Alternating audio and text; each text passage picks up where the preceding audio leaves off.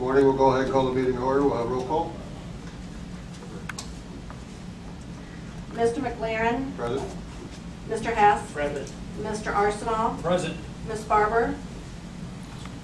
Ms. Campbell. Present. Mr. Enns. Present. Mr. Markai. Present. Mr. Nicholas. Mr. Kankakee. Mr. Tholen. Mr. Whitus. Present. Mr. Witten. Present. Mr. Yates. Mr. Bossert. Here. Mr. Lear. We do have a quorum present. I trust you've had an opportunity to review the minutes. We have several minutes in front of us today that have not come before this committee yet. We need the approval of the minutes for August 19th, 2008, October 21st, 2008, and November 18th, 2008. Motion to approve. I make a motion, we put them all together. Motion to put all the minutes together for approval. Do I have a second? Second. Mr. Hess, all those in favor, signify by saying aye. Aye. Opposed, same sign. So motion to approve the minutes from August 19, 2008, August 21st, 2008, and November 18, 2008, and February 17, 2009. Make a motion. Motion by Mr. Hess, second Mr. Marcotte. Any discussion on the motion? Changes, deletions? Seeing none, all those in favor signify by saying aye. Aye. Opposed, same sign. Before we get started today, I just want to thank everybody for coming out this morning. It's our first meeting out here. I know it's a little bit farther out, and we probably were a little bit stressed at times. So if anybody forgot their St. Patrick's Day pens this morning, I have extras if you need them. You need one, Mr. Chairman? Thank you. Okay. I'd also like a motion to deviate from the agenda and move the coroner's office down to the bottom. So. Mr. Arsenal, second Mr. Witten. All those in favor signify by saying aye. Aye. Opposed, same sign. Chief Judge, Yes. we're ready for you. I think I have nothing on the schedule, but I'll talk What about would something you- if they want me to. No, that's If okay. you have anything for us, fine. If not, no problem. I don't think I have anything today. Okay, thank you very much. Mr. Glazer, Favorite. Public Defender. You're a favorite.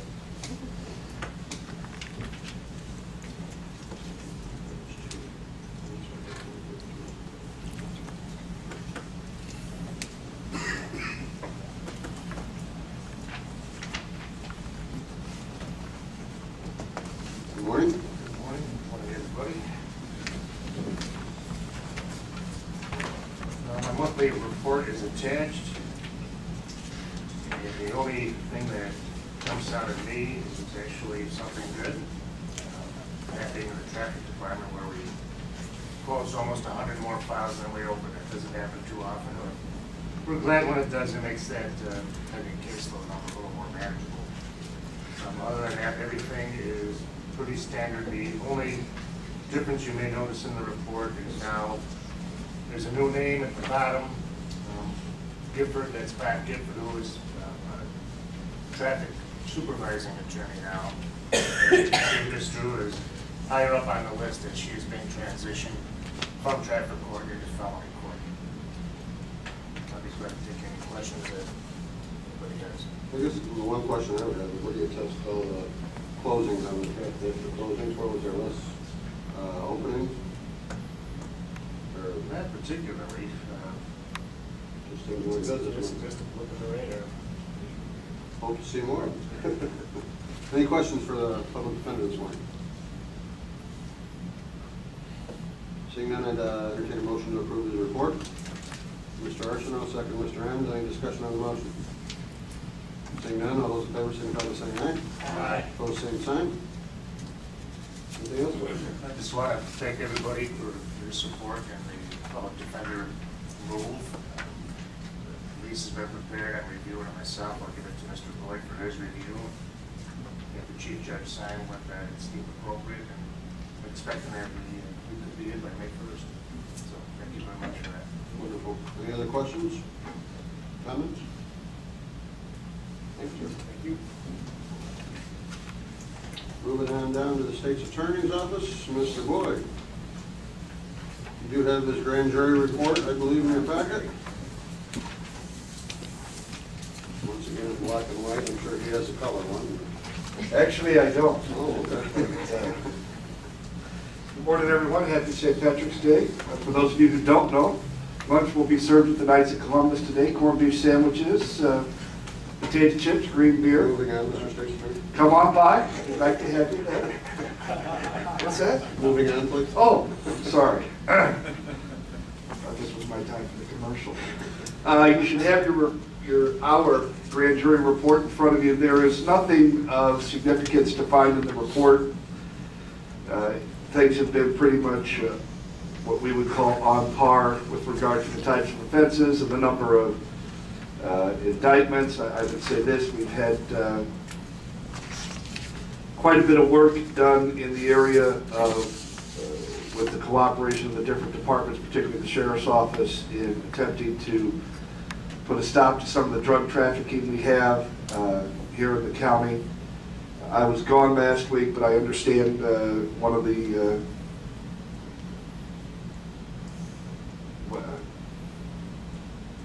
there was an arrest made, several arrests made by the Major Crimes Task Force on a project we've been working on, and that's just a first step. I would tell you that from our office's perspective, it's nice to be able to cooperate not just with the Sheriff's Office, but with some of the municipal police departments as well.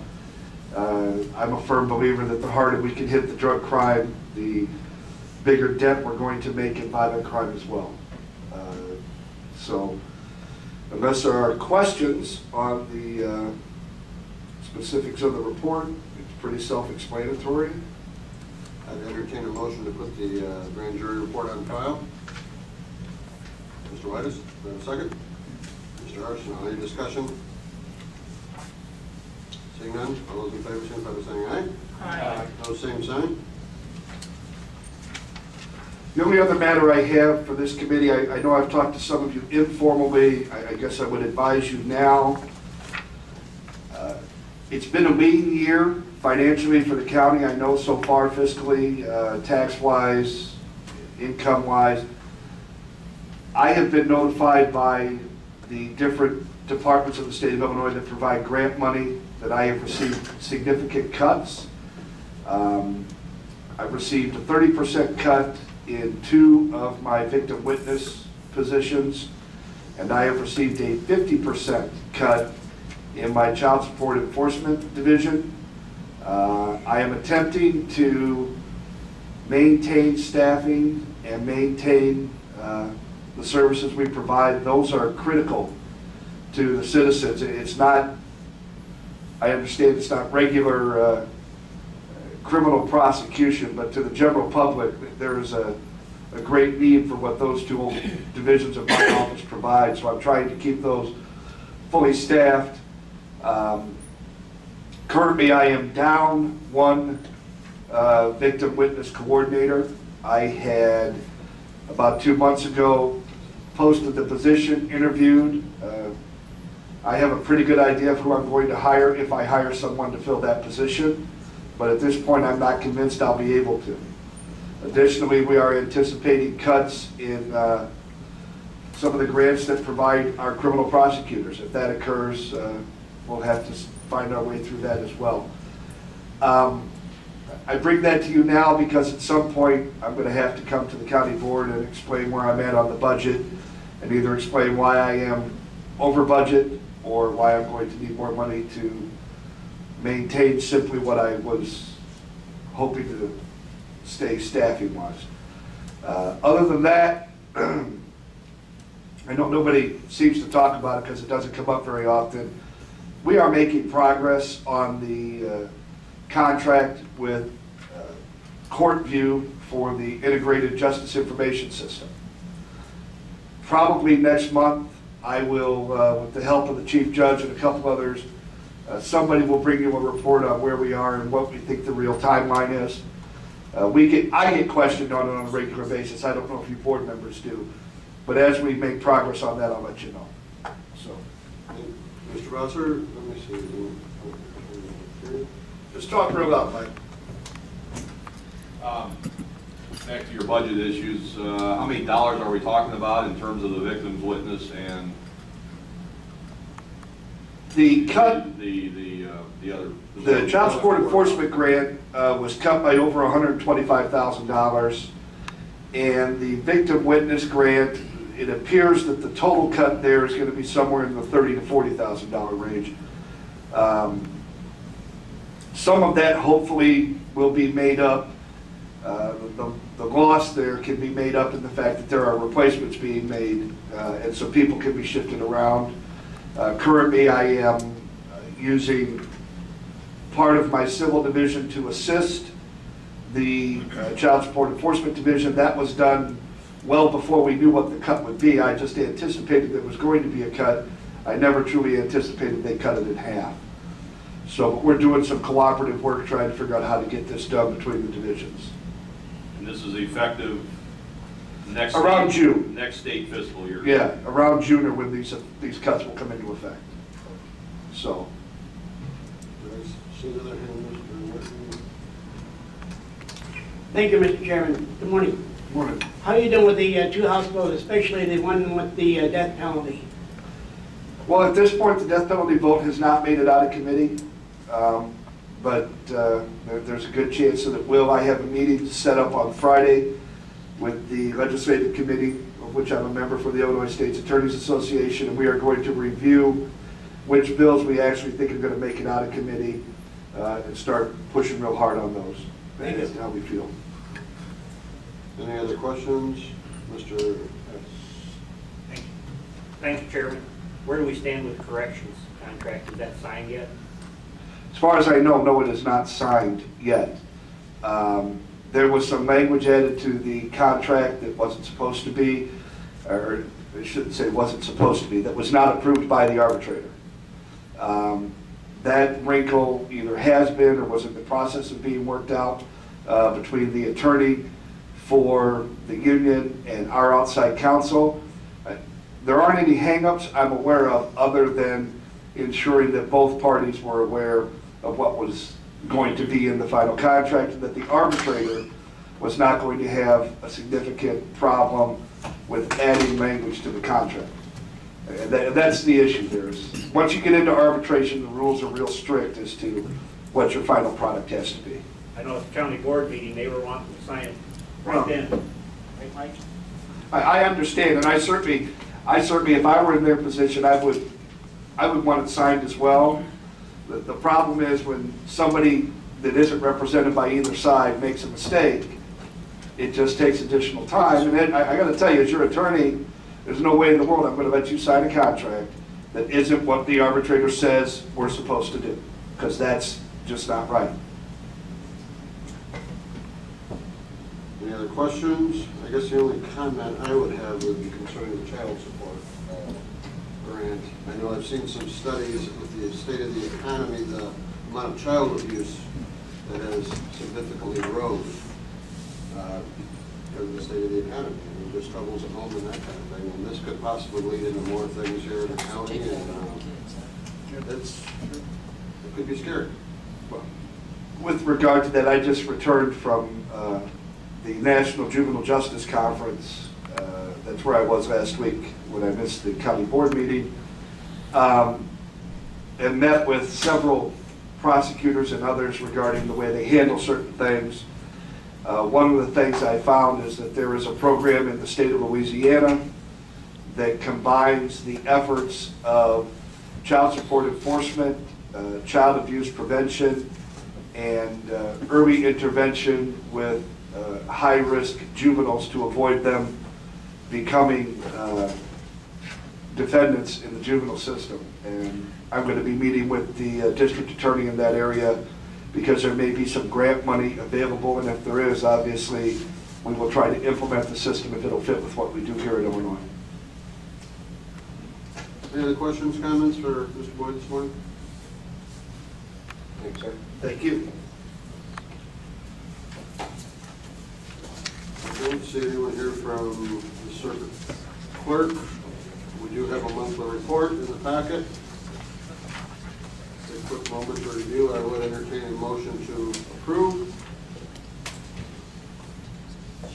Approval by Mr. Whitus. Motion approved. Do I have a second? Mr. Arsenault. Any discussion?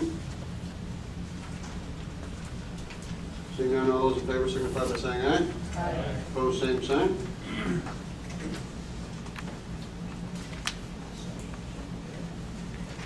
Mr. Reinfeldt, good morning.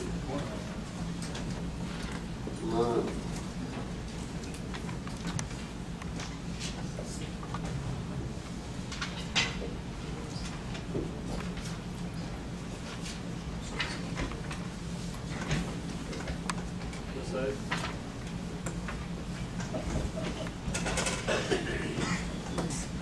Good morning. Nice and comfy. What's the first one I read deployed? Two things that I put on the agenda just to kind of give you an informational update on. The redeploy program, which we've talked about in the past, is up and running. I believe we're going to have about 5 kids by the end of this week or next week. The people that we're using for the interventions and treatment have been sent to training, and they're back here ready to go. This is the book and workbook that they will be working with the youth in, and I'll pass it around so you can take a look through it. It's called the Moral Recognition Therapy Workbook, and it's just a process by which they want to do, it's kind of a cognitive therapy type approach to get the young people to think about what they're doing, how it impacts other people, and the other use that they're involved with. The other thing is, I have Cindy Bishop on here, and this is a new law that was passed and actually is in effect as of January 1st. And you'll be hearing quite a bit about it if you haven't already. Cindy Bishop was murdered by her boyfriend in a parking lot when she was coming out of work. And they passed a law here in Illinois that said that anybody that's violated their orders of protection, essentially domestic violence type cases, must be put on a GPS monitoring system if the court orders it. So we've been field testing GPS vendors and their wares for the last several weeks. We've sent these out in cars, we've gone into buildings, we've sent them out in the evenings with our staff, and I'll pass this around as well. You can take a look at it. The GPS monitoring is required once the court orders it. We put these people on, and we can literally monitor their comings and goings, and it's a web-based site, and the program is going to be set up to do a self-pay so that when the court orders it, the defendant, they will be paying for the use of it. We haven't got the details worked out. We're still working on protocols and policy. Judge Bradshaw, the state's attorney's office, probation, family violence program, and the coordinating council have been working, having meetings, trying to establish the process by which everything will come together.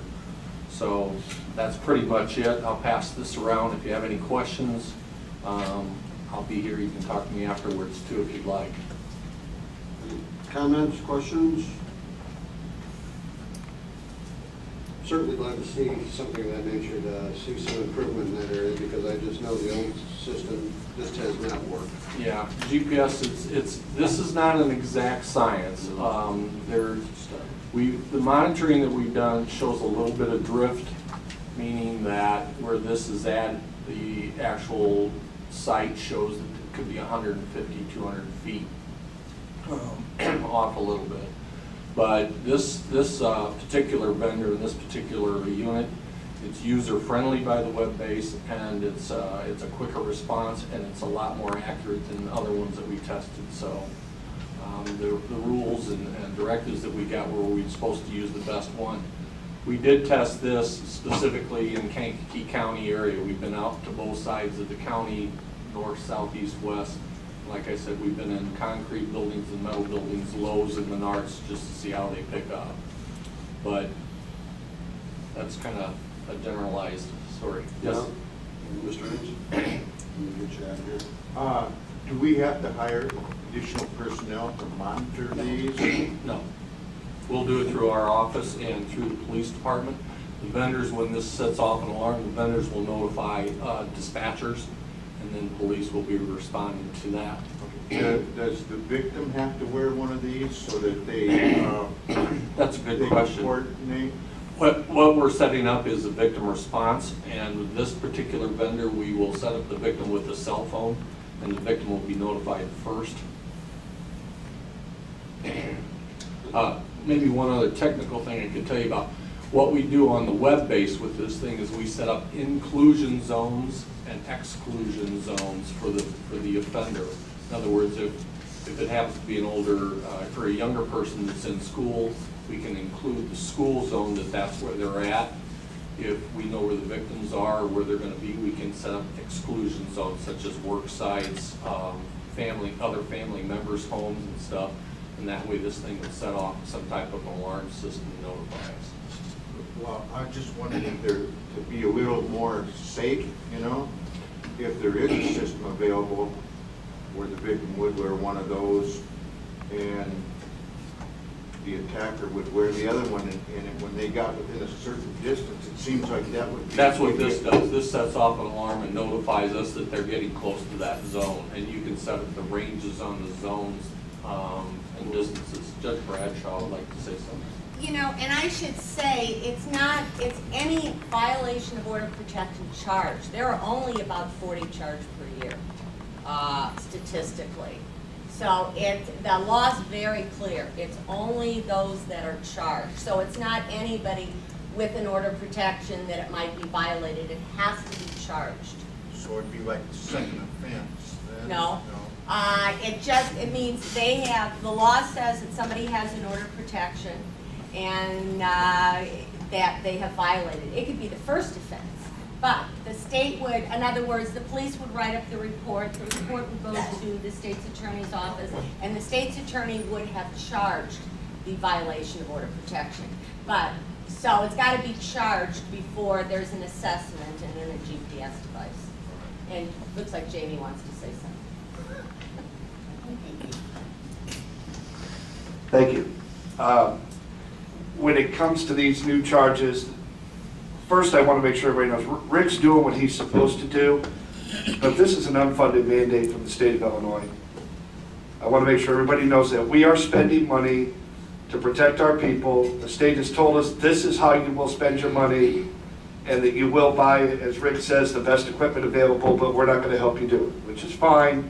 I guess I want to make sure you all know that, first of all. Second of all, when someone is arrested for a violation of an order of protection, an assessment has to be done fairly quickly, as opposed to sometimes we arrest them, they can post bond, they can do the other thing. Well, the assessment's done fairly soon after arrest, and I'm not sure whether Rick's office does it or who does it. I don't. Kate does it, Harbor House, within 48 hours. And at that point, we make a determination as to how far we're going to go with regard to continuing on the charge. And it's used as a basis, I believe, for the judge to determine whether one of these monitoring devices is appropriate. So there's a process in place before we get to this, but once we get to it, it's a very effective system, at least as effective as we can have. Just to answer Larry's question with regard to the victims, generally, we try not to do anything that makes the victim's life more cumbersome as a result of being the victim of a crime. And as much as it would be beneficial to the police and everyone else if we could place a monitoring device on the victim or on the victim's vehicle or the home or whatever, it's just not realistic, because then they feel as though they're being watched and trapped and all sorts of things, and we just don't want to do that to the victims. They're traumatized enough in these situations. So. Another question. Mr. Ernst? Yeah, Jamie, is there any way that we can charge the person involved for this? It is self-pay. They're going to have to pay. It's like the DUI device. They're going to have to pay because, as Jamie said, it's an unfunded mandate. They're also going to have to pay for the assessment. So actually, there's an assessment fee.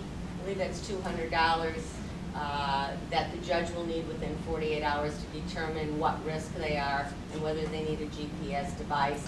And then the GPS device, as it's being set up, is a self-pay. Now, the question is, what about indigent people? It is an unfunded mandate. It's like the BAID with the DUI. It's also an unfunded mandate. I guess we'll, you know, figure that out when we get there. I would say that the big difference there is that on the DUI device, if you don't have the money, you don't get the device. It's not like you're going to hurt anybody, you're not going to get to drive. In these situations, we're going to have to put these on the people that, excuse me, the court believes are appropriate. And if we got to eat the cost or put it down as a cost at the end of the case, then that's what we'll do. But, you know. And presently, what is the law as far as the radius, 500 feet or? There, Are they varies, very- yeah, we can set the inclusion exclusion zones, we can set them up to 5 miles if we want. The person comes within 5 miles. Most So judges use 300 feet. 300? Most Okay. judges I thought there was use kind of a 300. standard, but I wasn't Yes, quite it's sure. what most judges use. Any other questions on this topic? Seeing none, anything else for us? Thank you. Ms. Thomas, we already went through your report and we did approve. Did you have anything you'd like to add this No. morning? No, I Any don't. questions for the circuit clerk? You're off the hook. Sheriff Custody. At the corner. We're moving down to the bottom. He was late, so we're moving to the bottom of the pile. Want to help me, Leo? Sure. Everybody gets one of each, so there should be 4 in that row, 5 in the next, and 11 in the back.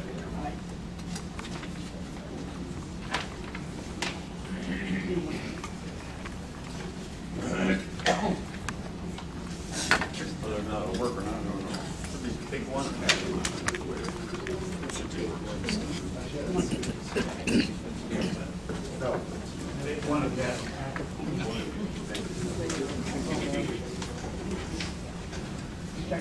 Yeah. There's one, I'll take one.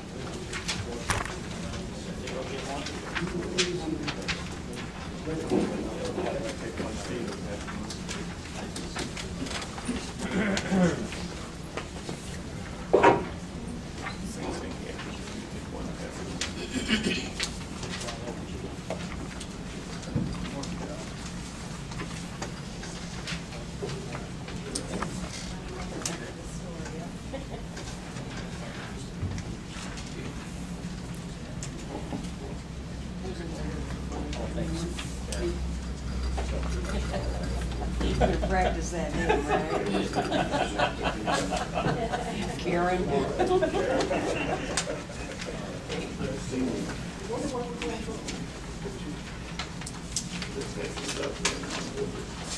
Another one? Yeah. Save the trees, man. You have in front of you the census report. It shows 2 facilities. If there are any questions, I'd be happy to field those. As you can tell, it's a 2-sided document. So, if there are no questions, I'll move on to some other documents here. Any questions on the census report, too?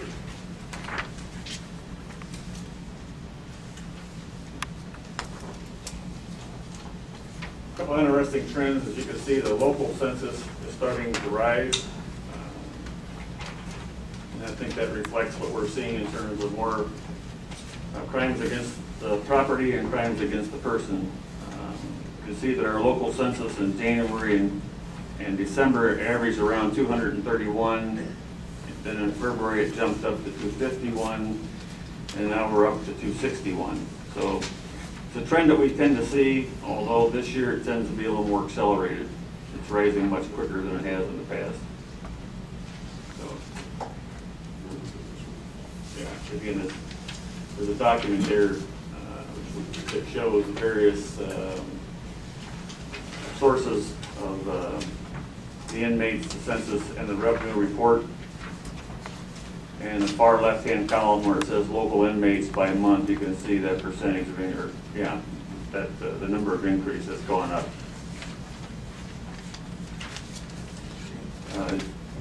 That same document reflects how we're doing financially. Our target this year is 7.8 million. We're on target to hit that number. We shouldn't have any difficulty at all the way things are going right now. But things can change, as we saw last year, can change very quickly. But right now we're in good shape. We did a comparison. Compared to last year at this time, and we're just about, down here, I think it's about $250,000 ahead of last year. 215,000 sure. Yeah, 215,945 through the first 3 months, which is a positive number. And we hope to see that continue. There is a document on there, that long, on the legal paper, that shows you the primary sources of revenue through the first 3 months, and you kind of get an idea of where we're at. We don't have the inmate telephone for the month of February yet, so there's just an unknown there, but it'll be around $20,000 in revenue. A couple of issues maybe to bring up.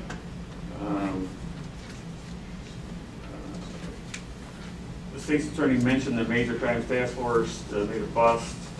I think it reflects the need for cooperation. The coroner's office had identified that in the past 12 months we've had 22 drug overdoses that resulted in deaths in Kankakee County, and 8 of those were because of heroin. And we've seen a trend that doesn't just end at our county line. It goes into Wilmington and up into Peatone, and in fact, if I'm wrong, Mr. Coroner, correct me, but I believe the Will County coroner yesterday, they had 5 heroin overdoses yesterday. We were able to take information and working with the coroner's office as he does interviews with the victim's family. We found out that they were in fact using drugs. We took the information, gave it to our agents in the Major Crimes Task Force. They began the process of surveillance and started making the buys, and it led out, as I said, to a major bust last week. It's a serious problem. It's in our community. We found young girls as young as 15 that were prostituting their bodies to get heroin for themselves and their boyfriend. It is a serious problem that you can put your head in the sand and think it doesn't exist. In our community it does, and our intention is to hit it head on. Any of you read that press release? That Major Crimes Task Force has been around not quite a year now, have made a couple of hundred felony arrests, which is incredible. We're not talking about misdemeanor arrests, just people who, upon conviction, would go to prison. A number of guns off the street. We also arrested 26 individuals for burglary, because these crimes were related. They need some kind of revenue to support their habit, and so they're all connected. Yesterday afternoon, the Major Crime Task Force made an arrest of the robber of the credit union up in Bourbonnais that occurred about 10 days ago. He is in our facility this morning. Another good arrest. I want to talk about juvenile transfers. We talked about that last month.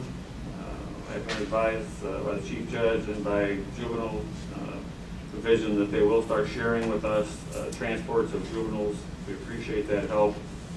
During the month of February, we had a total of 270 trips. It's not individual inmates, it's 270 trips throughout the various portions of the state, that's some out of state. So it's a major component of what we do. And I know as we talked about the revenue, one of the things that came up some time ago when we were asked to cut our budgets as a group a couple of years ago, we said then that you would see a cut in our revenue. one of those things that we saw cut was a cut in revenue in terms of traffic citations. And we're down there significantly. That was predictable, and you just can't turn it on and off like a spigot. Those officers were lost through attrition. We didn't replace them. To get those 7 back will take time. We have to get them hired, 1. 2, you've got to find a class to get them into, the 10-week or 12-week class. Ours all go to the 12-week class. Then they come back and spend 10 weeks on the job training before they're finally released to go out and start performing the duties of a police officer. So our research indicated that when we were at full staff, people assigned to traffic were generating, those 7 people who kind of leaned that way generated about $52,000 per officer in revenue. Right now, we've lost virtually all that revenue. We are way down because we just don't have time. All we're doing is going from call to call. We expect to lose 2 more officers in the next 3 months to vacation. We'll be down 9. So to kind of get an idea of where we're at, we have 2 more who have indicated to us that they intend to retire. They just haven't given us a date. So that would put us down to 11. And it's going to have an impact on our revenue. There's no question about it. So we just want to point that out to you. I may mention to you that I always get little things in the mail from people. Somebody cut an article out of a Key West citizen. And the sheriff, the headlines are, the sheriff is picky about his inmates. And he talks about the profit involved with federal inmates and was actually asking the courts to get rid of the local people to make room for federal inmates so they could make more money, which is a little bit aggressive. But they were touting the success of their program, that they've made $27.9 million in gross revenue since the program's inception in 1994. I can just looked at ours, and we'll have $31 million in revenue at the end of this year, in 5 years. So kind of get an idea in perspective just what that program is doing. So I think I've given you an update. If there are any questions, I'd be happy to answer them. Any questions for Mr. Yates? Let me find him. I think I got the right one. Test. Just curious, Key West where? Florida? Yes. Monroe County. Mr. Ernst? Yeah, I have just a couple questions on your shortage of officers. Would somebody specifically hired for traffic control pay for themselves? Yes, we did this several years ago, but then when we got into the situation where we had to save money, the positions were let go. We just didn't fill the vacancies that were created. But yeah, and we could clearly demonstrate that those officers assigned to full-time traffic enforcement duties generated about $300-some thousand a year each. So yeah, it was and the other thing besides, we didn't do it because of the money. We did it because we cut the number of fatalities to the lowest level we've ever had in this county. Now that we don't have that enforcement level, we're starting to see those go back up, and the revenue obviously is going back down. My question is, if they pay for themselves, and their benefits, I assume, why not replace them if it would be of no cost to your budget? Because the county board, when you tell us that we have to cut our budget, this is the number we have to live within because the county is experiencing a shortfall. It was made, the decision was made that across the board, every department would have to make a certain percentage of cut. We objected at the time, but we played well with others. So we said, all right, there's these consequences. Mr. Ernst, if I can interject, I think maybe where you're going here, the revenue that is brought in does not go back into his budget. Right. It does not. Does not. Goes to the general fund. You know what I'm saying here? So, Okay. If I continue to do it, I didn't that much in the hole. and just for clarity's sake, Sheriff, I heard you say about 52,000 earlier, then I hear 300,000. Was that a combination of all of them, or if that was, if one was just specifically just? If you took the 7 officers, that's what we project they would do. Got more and more time back on the streets doing what they are. But the two guys that we were full staff, we had 2 people assigned just to do in traffic details, generated about $300,000. That you opened it. Okay, well, my question is, as a, using my common sense, you know, why not hire maybe 2 or 3 officers specifically for that purpose? And that would increase your budget, but the revenue would be coming back, and maybe on those particular, we could work out something with the finance department where those specific officers, that money that they generated would come back to your department. And that would not only take care of traffic problems, but I'm sure in an emergency, you know, you could pull them off of traffic. Absolutely. Just maybe to jump in there, that sometimes we don't see things globally. So the board requested that we add a 5th officer to our court security component, put one in the annex. When you did that, you didn't increase our staffing level. So we had to take somebody off the street and plug them into that. It's those kind of decisions that when those happen, there are consequences. And so over time, there's been an erosion of that patrol component down to the point for the day we're 7 down. And we're shortly going to be 9 down. Mr. Boyd, did you have something? If I may, yeah. With regard to the budgeting process and the income, I guess I want to make sure the county board members understand, under Illinois law, as opposed to federal law, we are not allowed to earmark our revenues for a particular purpose unless the state law allows us to. There are certain monies that Kathy Thomas collects that are automatically earmarked. Those are fees. There are certain fees that are collected by other offices, whether it be the treasurer's office, the county clerk's office, the recorder's office, that are earmarked by state law for a particular purpose. We are not, as a county, allowed to earmark revenue. If we want to take the type of steps you're talking about, that's something that has to be done at the finance committee level, and then the finance department has to ensure when they are setting budgets that if we say whatever monies are generated by traffic fines by county officers shall be included in the sheriff's budget, then somebody at finance would have to ensure that when that money came in, it was somehow segregated. But under the law, it's general fund money, and it's there to pay the general bills of the county, whether it's the sheriff's office, my office, the highway department, animal control, pick one. All the bills have to be paid. The reason for that is that once we start earmarking, eventually it's anticipated that any department that doesn't make money will be eliminated. We have certain departments that just are not set up to make money. They are there to provide a service that's required by the state constitution, and so we are not allowed to earmark. I understand what you're saying. I think everybody here agrees that if the sheriff's office could pay for these things, he ought to be able to have them.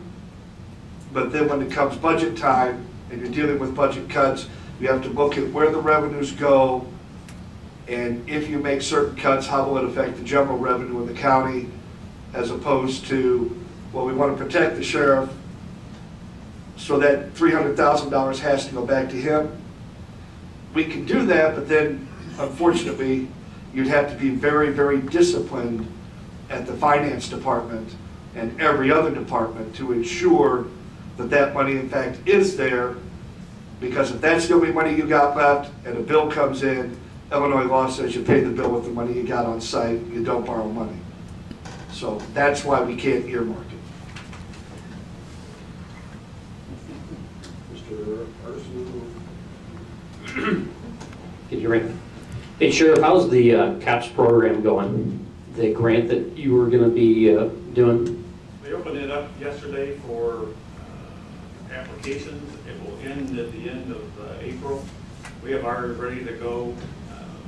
Just plugging in some numbers. We'll probably submit ours this week. It has to all be done online.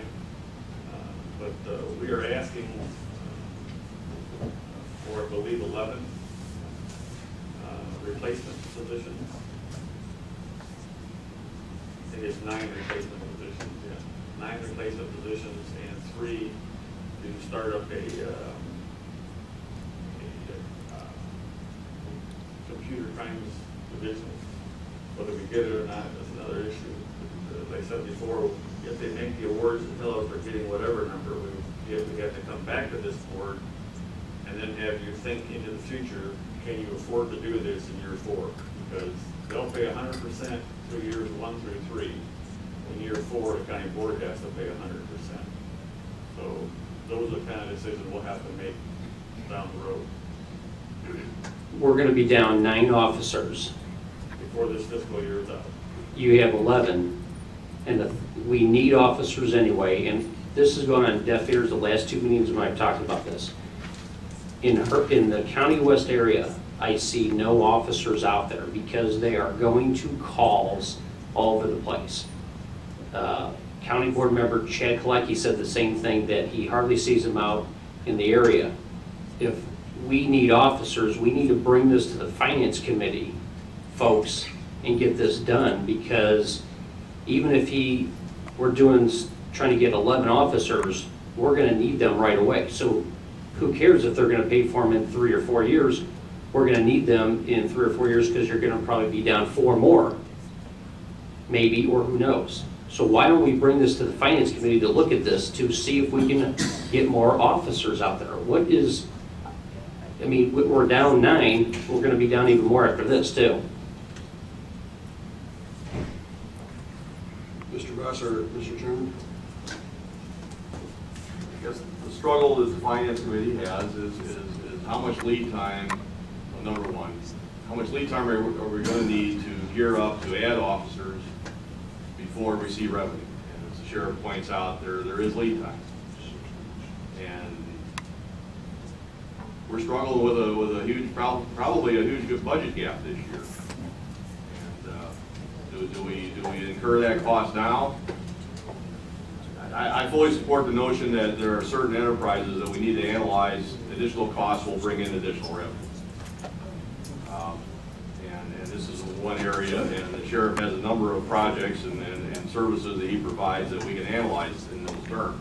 That we have some control over revenue because of the number of officers on the street that are available for tickets, available for legal services. So that's an area that we can't analyze. There are other departments that have no control over revenue. Well, do we compound a penalty on their budget because they can't bring in additional revenue? So that's the struggle the Finance Committee gets into is you know, what is a fair spreading of the problems of flatline budget. Things are a lot easier when revenue is growing, but when we get into declining revenue or flatline revenue, it is really a struggle in terms of analyzing a budget and trying to be fair about spreading those expenditures. But I would agree, yeah, we need to analyze certain areas, and if we can bring in revenue, let's put together a budget and a partial budget and analyze that situation. We just did that with the Public Defender's Office. We need more space. They can bring in revenue with additional fees. We're suggesting out loud that every department needs to analyze what fees are available that we can perhaps enhance or increase slightly and utilize that in our budget. But to come into finance and just say, okay, we want to add officers now, well, that is a struggle. And are we going to take on that expense right now? I suggested that we start going around with our departments and let's have a thorough discussion on budgets. Probably in this committee and the various committees that departments answer to. And maybe call some special meetings to just look at department level finances and aspects of their departments, perhaps a joint meeting with Finance Committee, and spend some time discussing various aspects of these departments so we have a better understanding of what is going on within a department. As the sheriff says, there's a lot of complexity in his department, and various expenses affect revenue. The same can be said in the state's attorney's office. We've got a number of projects and things that are going on, and if you cut budget, we're going to cut services, and I think that needs to be explained. Coroner's office would like to explain his office and the fact that he now has a morgue to run, and he got a number of expenses there that he didn't have in previous years. So I'm throwing this out there, and I am suggesting that perhaps we need to start having some joint meetings between these committees and Finance Committee, and spend some time and lay out the budget and try to have a better understanding of what's going on in these departments. So when we get down to finance budget discussions, we have a better grasp of that situation. Ms. Campbell? On this budgeting, one of the biggest problems that we as the board have in the budget process is you do bottom line, which is all well and good. I've never been asked to sit in with the sheriff or sit in with anybody. All we do is then we get this budget and there's one line item or whatever. We need more detail. And another thing, like the corrections contract is going to be what, $600,000 in back pay? That wasn't even budgeted for. I mean, if you know that you've got a contract sitting out there with an arbitrator, whether you know what the bottom line of that contract is going to be, you budget something. I've done budgets for 20-some years. You put something in there. Now we have this. And plus IMRF, the multiplier is going to go up on IMRF. I mean, there's a lot of other things. But we need more detail. And I would like to sit in with the sheriff and with the coroner and with whomever, whatever department, so that there was a little more. You know, a lot of times when the sheriff comes to us, or the state's attorney, or the coroner, whatever, we didn't have that much detail, and we think, oh, come on, you guys, what do you want? You always want something, or whatever. If we had more detail, we would know that. And I think that is one of the problems, and we need to address this as a board. Because we take a lot of heat in saying, well, you know, the board told us we can't do this. The board only gets so much information, and we need more information. Well, and I believe Mr. McCarty has been putting more information out for us. We need to put even more than that. Very good. Mr. Hey, Sheriff, when are we going to find out when the, for the CAPS program, the grant, when are we going to find out about that? If we are able to hire or be able to get this grant, get more police officers? Well, the bid process started yesterday and stays open until the end of April. After that date, they have to sit down and see how many requests they've had across the country and make a decision where it's going to go. So my guess is we're not going to be able to make a decision until sometime in June, earliest. But one position I could talk about here, just shows the complexity of this. I could hire a person today on lateral entry, no training. I take him, put him to work. The first 6 weeks is learning the county, riding with somebody else, and then he's out by himself and he starts to generate revenue. My problem is that the revenue he generates, for instance, in traffic tickets, is not going to go, there's no corresponding thing that shows that he's making the money. So just my budget shows a number of one extra number, so I'm over budget. So I'm reluctant to do that because even though the county is getting the money, it's not going to show up in my line item, and then you're going to come to me, or finance will come to me and say, why are you over budget? That's the reality of it. So I have to, people who are retiring have accrued sick time and vacation time, and I have to keep them on the books until that's all gone. And so it's a killer. This isn't just me that's talking. I think you could, obviously my department's larger than most, but every department has the same problem, it's just on a different scale. You know, the state's attorney, the public defender's office, the Chief Justice, we've all talked about safety here, and there's gonna be, with the summer coming up, we're gonna have a problem with public safety of not having officers out there. There's gonna be a big problem because they're gonna be running all over the place, they're gonna be manned down. I got a big problem with that. Thanks. Mr. Enns? Yeah, I don't know if we need a motion or not, but I'm willing to make one, and I think that Mike had This is going to be the appropriate time here. had a good After idea. old business, we might be able to do something. There's nothing on the agenda for this.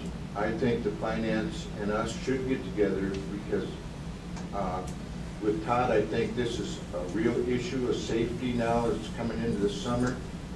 Our unemployment rate is sky high, which normally will bring up crime. And I think as soon as possible, we need to have a discussion and see how we can work this out. And at least fill half the sheriff's vacancies, you know? I'm sure that would be a help even to me. Sheriff, the question I had on your grant, you said it was a 3-year grant, and then year 4 would be strictly the counties. Is that part of the grant that you have to maintain that officer? Yeah. Or would it be a decision at that time the county board would have to make to hold on to the officers? If you accept the grant for years 1 through 3, you are required by statute to fully fund the officer in year 4 for the entire year. For 1 year? 1 year. As long as everybody, I just want to make sure everybody understood the process with that. Mr. Chairman? Well, follow-up question on the COPS grant. If you receive the grant, is that strictly for new hires then? Yeah, well, it's priority is for vacancies, which we have, and then people in layoff status we don't have, and then new hires. So we would be in the category for those first 7. We're saying probably 9 by the time the grant's approved. The other 2 will have retired. So is there a problem if you make a hire now and then expect a grant to fund those positions that we precluded ourselves from? I think it obfuscates the process. If I'm using a number today that says we're down 7 or 9, whatever I'm using as I submit it, that's something we're still debating up there what number to use. If we do that and then we turn around the next day and increase it by 3, then during an audit, they're going to say, no, wait a minute, you submitted 2 different numbers. So that's why I'm thinking we need pretty much wait out the end of the closing period to the end of April, or give up 1 or 2 positions and say we're not going to go after those on a grant, we're going to go after those locally. If the decision is to go after them locally, I need to know that before Friday as I submit the grant. And that's kind of hard to do on, you still have to go to finance has to go to the full board, so it's pretty difficult to do.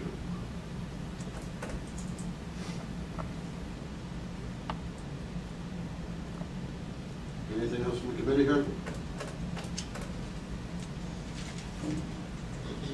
Thank you. Is that all for us today? Yes. Thank you, Sheriff. Mr. Gaspar?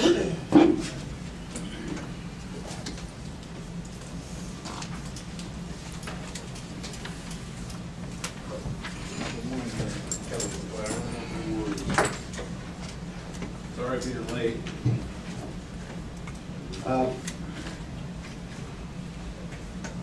In the month of February, we had 92 calls come through our office, 25 were made coroner's cases, and out of the 25, 15 have been investigated and completed, and 10 of them are results of toxicology coming back, or answers back from the forensic pathologist. It shows you on your summary of exactly what the 15 were, basically natural deaths. In my month of February, I had 11 autopsies and 11 toxicologies, 2 outside autopsies were done from, I believe, Ford and Iroquois County. Mr. Yates, I went back and at your question you had the last time of knowing where the autopsies are and where we've been. In 2006, we had, at this particular time in March, we had 23. 2007, 21. 2008, we had 33, and as of right now, we have 30 in the month of, or in the year 2009. So, very hard to predict how many autopsies you're gonna have and what happens in the county here. But I thought I'd bring those answers back to you. Truly appreciate that, thank you. Yeah. Also, I'll take any questions on mine before we move to something else. Sorry. Motion to approve February monthly report of the coroner's office. Mr. Stone, second Mr. Enns. Any discussion on the motion? Seeing none, all those in favor signify by saying aye. Aye. Opposed, same sign. Motion carries. Any receipts? The receipts. I think that's kind of self-explanatory what the morgue is bringing in. We are going to be behind in the state. Actually, Dr. Mitchell is roughly about $22,000 to $25,000 behind in the state right now. So when we do state cases, for instance, Shapiro's or from the detention center, whatever brought to these hospitals here, also we're going to end up taking the hit from them, but we bill the state, so it's going to be a little bit before we get money back from the state. We will get it back, but this is pretty good revenue for us when we do a state case also. But I just want to let you know that you'll probably see a little bit more come out of our funds, but we'll get those back. I'll try to keep us posted exactly what we do. Motion to approve the coroner's monthly receipts. Mr. Marquardt, do I have a second? Mr. Whitus, discussion on the motion? I think we're right on target. All those in favor signify by saying aye. Aye. Opposed, same sign. Motion carries. I think we're right on target with the with what we're projected for the revenue. But also, I go back to Ms. Martin. Is there something more that I can bring to the board here? Or Ms. Campbell, I'm sorry. But you know, I was Mrs. Martin. I know. We go back many years. Yeah, it's been 22 years since sorry. Mr. Martin's been dead. Well, my point is, and, you know, and I'm not picking on department heads or whatever. My problem is that we don't get enough information. And I would just, you know, I'm trying to think how I can say this. I don't have a budget in front of me, but say you have a line item and it's for supplies or whatever, and you just put down a figure and you just put general supplies. I mean, I don't want you to put, okay, we're going to buy 12 boxes of paper clips, and that's ridiculous.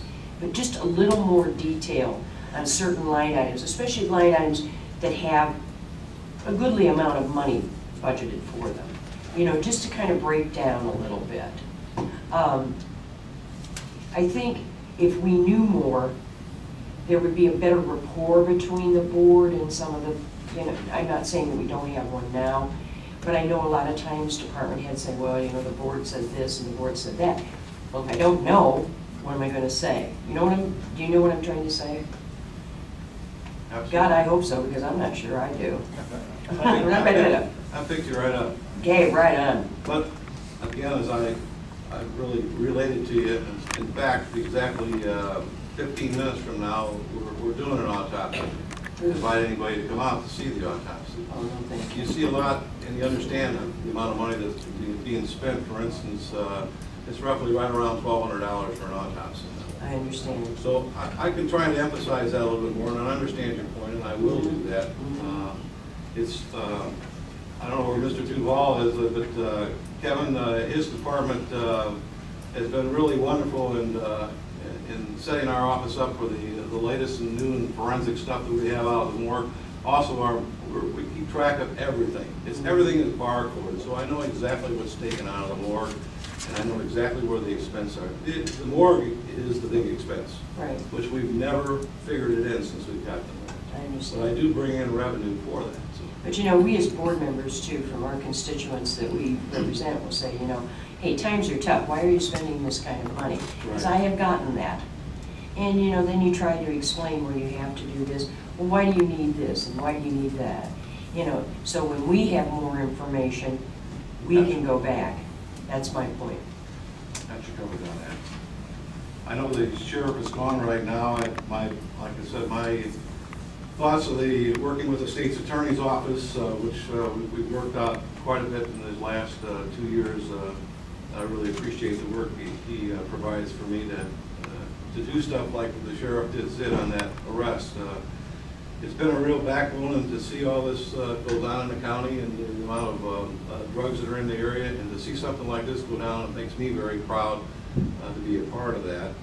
And it's still ongoing. It still hasn't stopped yet, but I'm going back into, one of the things that knocked me down was I couldn't go back into the schools, and I'm back into the schools now and doing programs because the drugs are in the schools and we need to get to them.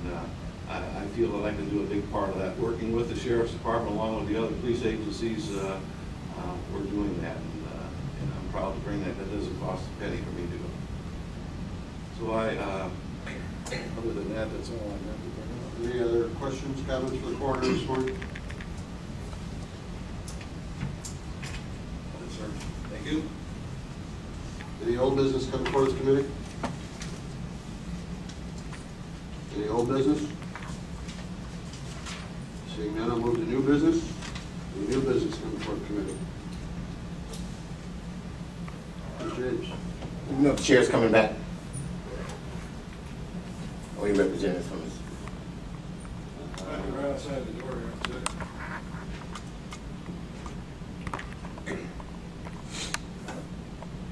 I'll catch him. Thank you, sir. I'll catch him right after the meeting.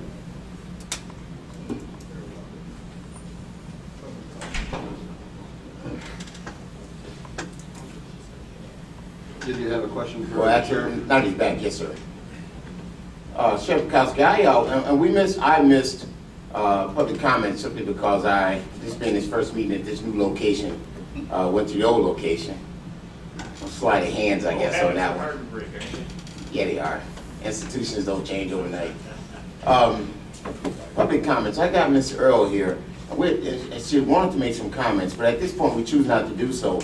Nevertheless, I do have some specific questions of the Sheriff's Department, for the Sheriff himself right after this meeting.